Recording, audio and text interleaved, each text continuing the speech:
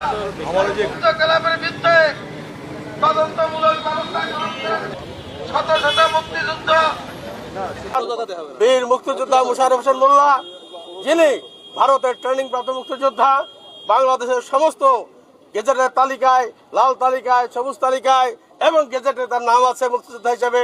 এবং সেই মুক্তিযোদ্ধা হিসেবে দীর্ঘদিন এই টিএনটি বোর্ডের একজন কর্মকর্তা হিসেবে চাকরি করেছেন এবং সরকারি চাকরিতে মুক্তিযোদ্ধারা যে বাড়তি 1 বছর চাকরি করার সুযোগ পান, সেই সুযোগটি মোশাররফ মোল্লা ভোগ করেছেন মুক্তিযোদ্ধা হিসাবে।